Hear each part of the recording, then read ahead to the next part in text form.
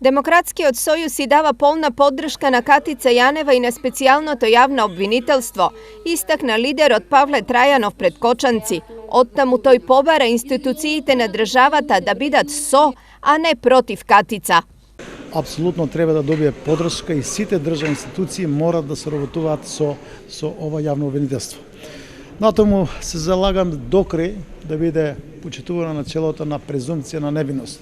Меѓутоа не и за оние што долги години го кршат тоа начело, секој што е политички противник го апсат пред камерите и снимките ги делат по медиумите, го девалвираат, дискредитираат и независно од тоа дали е тој виновен или не. Според Трајанов, Уставниот суд треба да ја поништи одлуката за распуштање на парламентот, за што Демократскиот сојуз веќе доставил иницијатива. Нивни став е дека во моментов нема услови за фери демократски избори.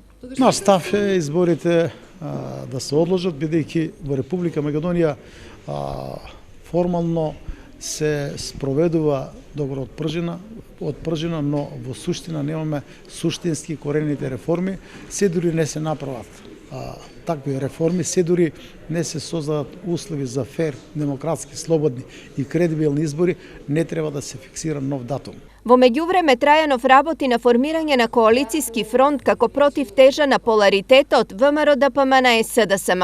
Демократскиот сојуз е веќе во разговори со повеќе политички партии и сме при крај за да се формира нов силен политички блок во кој што ќе членуваат и голем број на невладени организации, граѓански асоциации, но има и експерти и очекуваме таа наша заедничка стратегија да биде поддржана од голем број на граѓани во Република Македонија. Се во ова Трајанов денес им го презентираше на жителите на Кочани како дел од трибината насловена Промени, правда, прогрес. Слични трибини се најавени и за останатите општини во регионот.